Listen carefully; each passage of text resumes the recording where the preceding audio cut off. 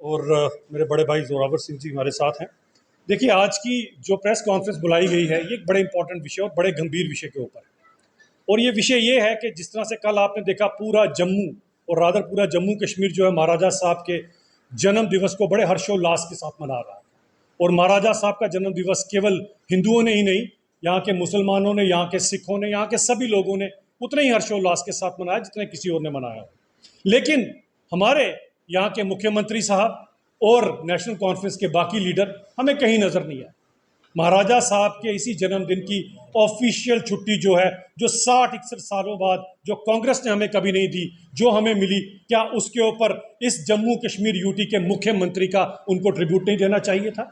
और यही नहीं, उनके काबीना के 2 मंत्री, और मुझे बुरा ही लगता है जब मैं ऐसी बात बोलता हूं, मुझे तो लगता है कि शायद जो काम उन्होंने किया है उनको लगता है कि एक ट्वीट से शायद काम चल जाएगा। तो मैं उन दोनों मंत्रियों को ये बताना चाहता हूं कि महाराजा साहब की शख्सियत तुम्हारे इस ट्वीट की मोहताज नहीं है।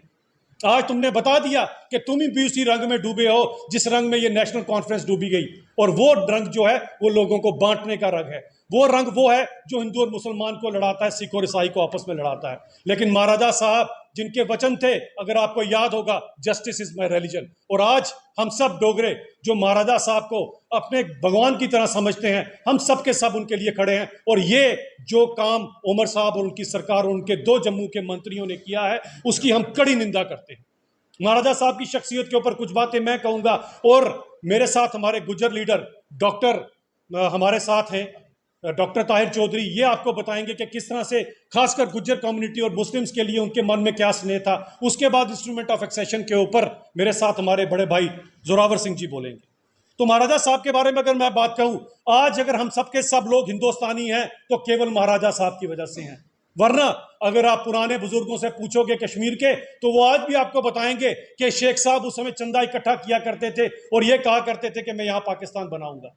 अगर आज हम प्राउड हिंदुस्तानी हैं तो केवल और केवल महाराजा साहब की वजह से। वरना आज हम भी पाकिस्तानियों की तरह 450 रुपए किलो आटा की लाइन में लगे होते और हमें पेट्रोल और डीजल तो नसीब ना होता और नई नई गाड़ियां ना निकलवा के हम ये देख रहे होते कि गधा कौन सा है अच्छी ब्रीड का जो हम ले सकते हैं।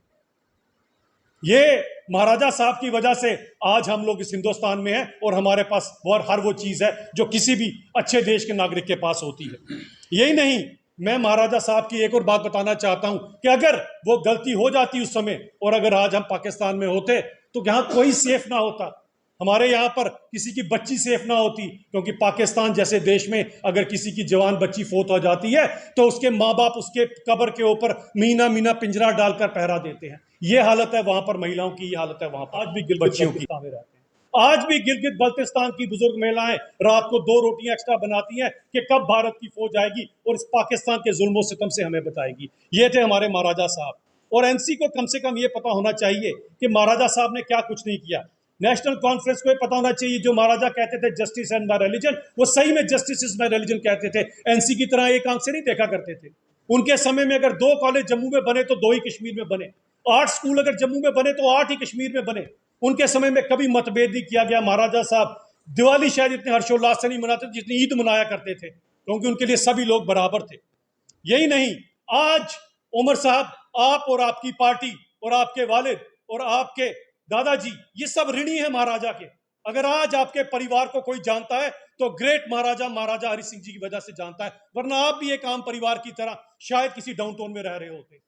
उसका कारण यह था कि जो शेख साहब को वजीफा दिया गया था वो महाराजा हरि सिंह ने दिया था पढ़ने के लिए। जिस वजीफे को पढ़कर जब शेख साहब यहां पर आए तो टीचर बने, और उसके बाद आज आपके खानदान को अगर कोई जानता है तो इसी कारण जानता है। तो आप सब ऋणी हैं महाराजा साहब के। अगर आप महाराजा साहब के खिलाफ बात करते हैं या उनके लिए अगर अच्छी बात नहीं करते तो इसे एहसान फरामोशी कहा जाता है उमर साहब, और पंजाबी में से कृतघ्नता भी कहा जाता है।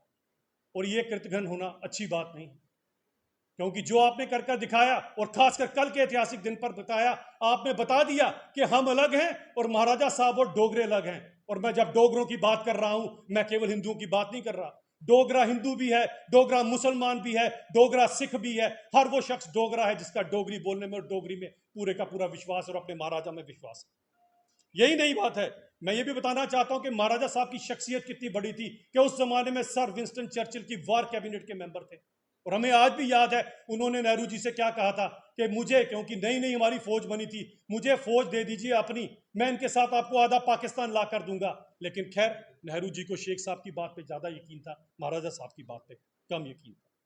और यही नहीं, आज अगर हमारा हिंदुस्तान आजाद है तो ये बात याद रखिएगा कि ग्लोबल प्लेटफॉर्म के ऊपर सबसे पहले अगर किसी ने हिंदुस्तान को आजाद करने की बात की थी तो वो महाराजा हरि सिंह थे। 1932 की गोलमेज कॉन्फ्रेंस में उन्होंने डंके की चोट पर पूरी दुनिया को कहा था, अंग्रेजों भारत छोड़ो, जिसका खमियाजा उन्हें भुगतना पड़ा। और अंग्रेजों ने वो षड्यंत्र नेहरू जी की तरफ से लगाया और शेख साहब की वजह से महाराजा साहब को उन्हीं की रियासत से बाहर निकाल दिया गया।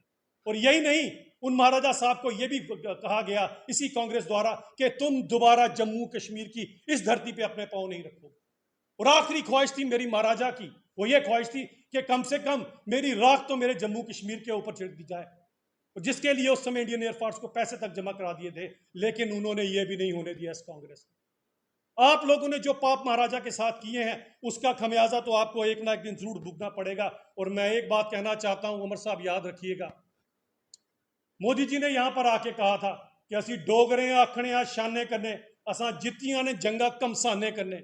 अगर ऐसी बात आएगी तो ये डोगरा एक दिन आपको जरूर बताएगा कि डोगरा क्या कर सकता है, क्योंकि यही डोगरा और इनके महाराजा हैं जिसने पहली बार अगर हिंदुस्तान की सरहदें हिंदुस्तान से भी आगे गिलगित बल्तिस्तान तक पहुंचाई है तो इन्हीं डोगराओं के महाराजाओं ने, इन्हीं डोगराओं के जनरल ने पहुंचाई है। इसके लिए आप सबको ऋणी होना चाहिए। और जो आपने कल किया है इसके लिए मैं कड़ी निंदा करता हूं, आपकी भी निंदा करता हूं। और जम्मू के जो दो जयचंद हैं जिन्हें लगा कि उनके महाराजा सिर्फ उनके ट्वीट के मोहताज है, उनकी भी